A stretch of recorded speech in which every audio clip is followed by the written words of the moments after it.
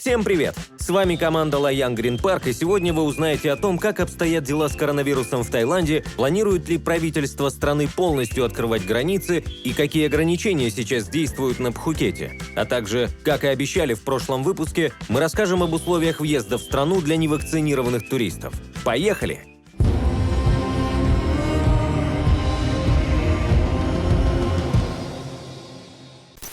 На 9 ноября в Таиланде 2,8% заболевших COVID-19, 94,1% из которых выздоровели, либо болезнь прошла бессимптомно.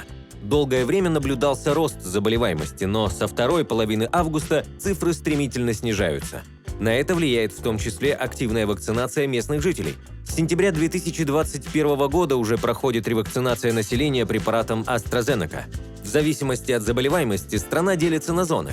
На сегодня в зонах повышенного контроля находится 45 провинций. Здесь действуют строгие ограничения.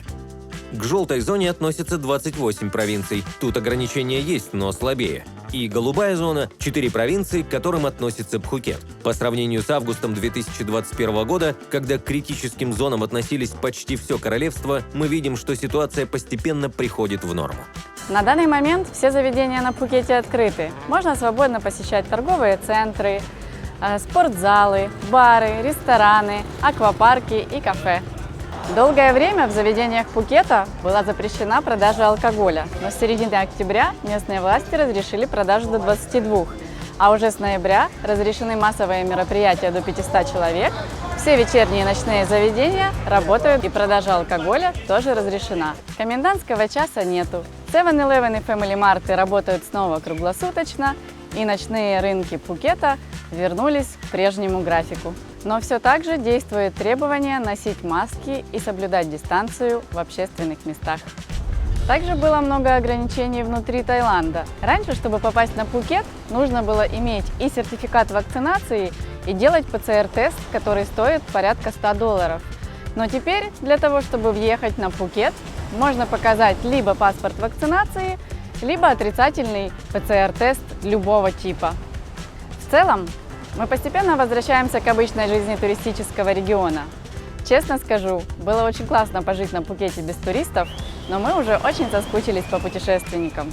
Мы рады, что все приходит в норму и, надеюсь, скоро увидимся. В связи с этим местное правительство смягчает условия въезда. С 1 ноября граждане некоторых государств уже могут прилететь и путешествовать по всей территории Таиланда без ограничений. Главное условие – быть вакцинированным. 1 декабря, а затем и 1 января список будет расширяться.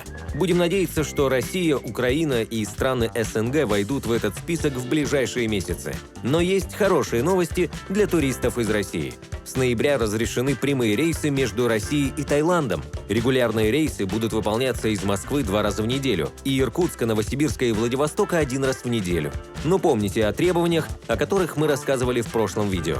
А также с 16 декабря 2021 года для программы Phuket Sandbox снижено требование по бронированию отеля CHA+ с 7 до 5 дней.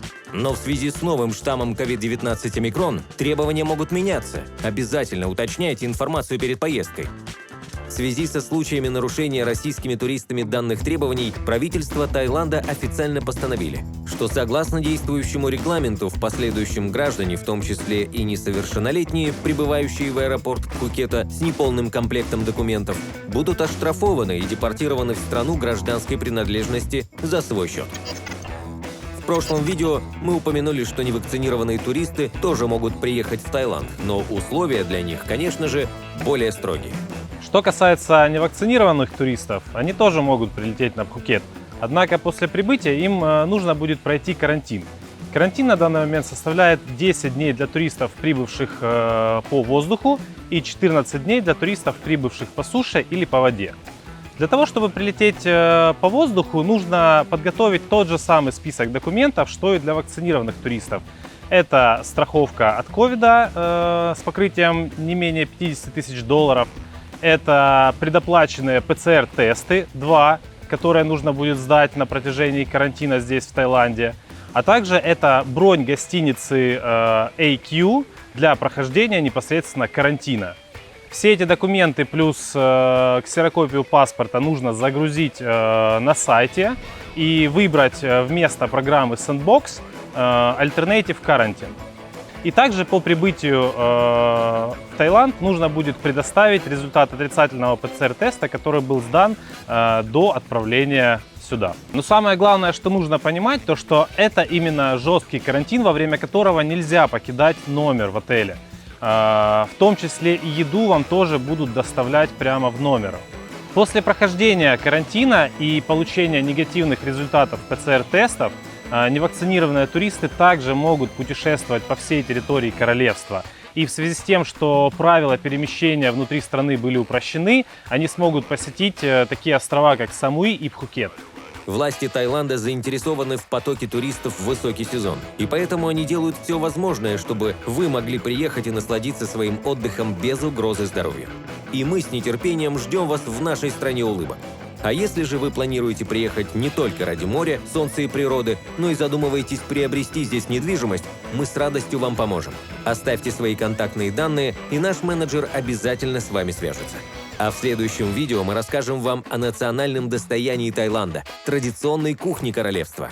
Тайский том-ям и пад-тай известны на весь мир, но мало кто знает, что блюда северной части страны кардинально отличаются от блюд юга страны.